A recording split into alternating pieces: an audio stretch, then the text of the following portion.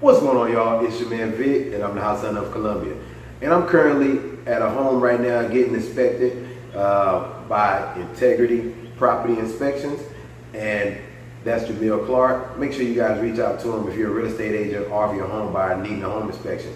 But today, I'm going to talk about why this time of year reminds you that purchasing a home was or is the best decision you can make. Let's talk about it. All right, guys. So over the past few weeks, I've been getting multiple clients calling and texting me asking about an escrow refund that they're receiving in the mail.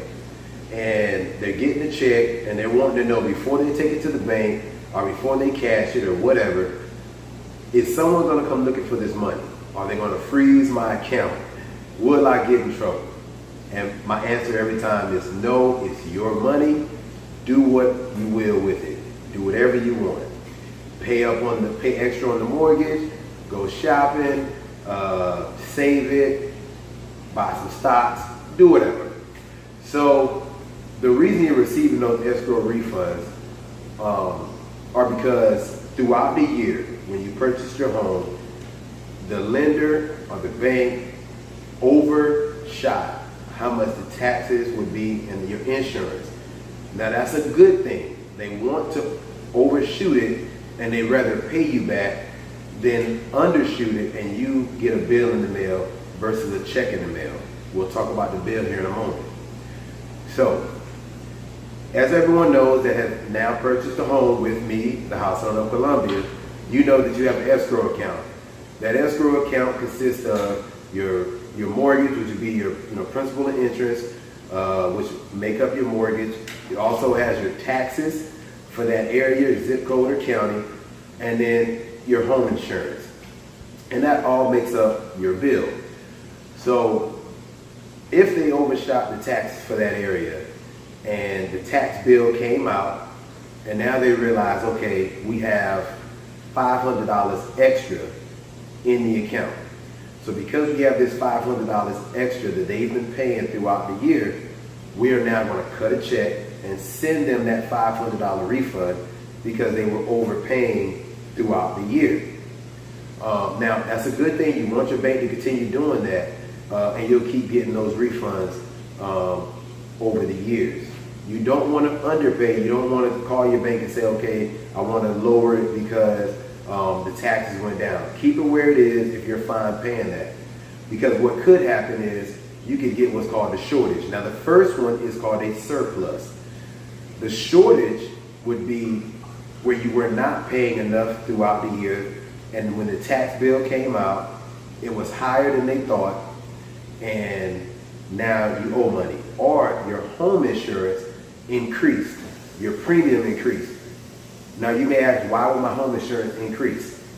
Your premium could increase because if you're in a flood zone now and you were not previously in a flood zone when you purchased a home, a lot of people in South Carolina, when we had that 100-year flood a few years back, are now considered in flood zones when they were not previously. So your insurance increased. Maybe you had issues in the home with your roof or flooring or whatever, and you called in your home insurance to fix it. They're going to increase that premium the same way they would your car insurance. So those are a couple things that will increase your insurance premium, and which was not expected by your lender, and now they have a higher bill that they have to pay. You want your lender to pay your taxes because you don't want to get a big bill at the end of the year. You want to pay it throughout the year.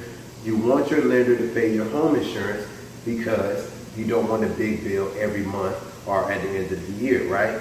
So it's easier to do it this way. So if you're getting those surplus checks, do not be alarmed. Do what you will with it. It's your money. Now let's talk about taxes. The real reason that I wanted to do this video is because it's tax season and I want my new homeowners to understand that you have a lot of write-offs. Now, if you purchased your home in December, understand that the tax bill comes out quarterly. So if you bought your home in December 2017, you can write off your home for 2017 taxes because you were paying taxes on that home in 2017. All right.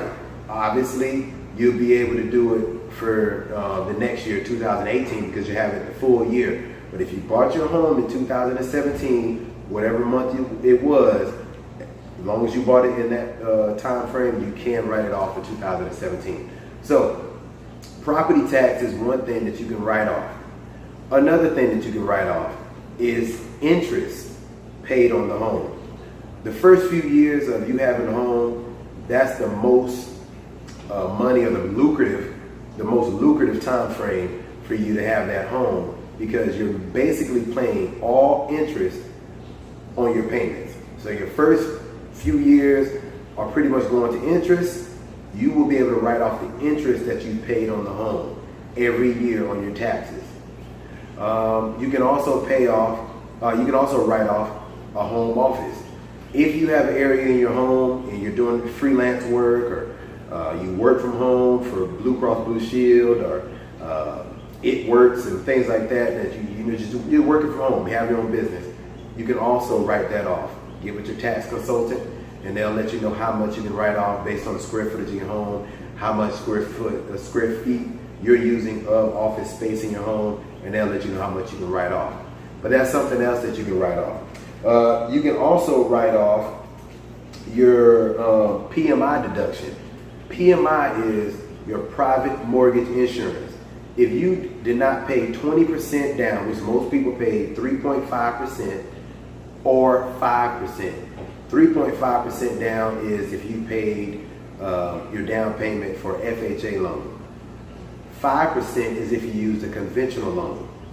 If you did not pay down 20% when you first bought the home, you still have to have private mortgage insurance until you reach that 20% mark.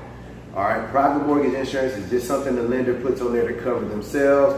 If you default on your loan or foreclose or anything like that, they're basically going to have themselves covered for the home, the value of the home. All right, so that's something else you can write off because you're also paying that. So private mortgage or PMI is what you can write off as well. So you get your property tax you can write off, home office you can write off, private mortgage insurance you can write off, and your interest you can write off.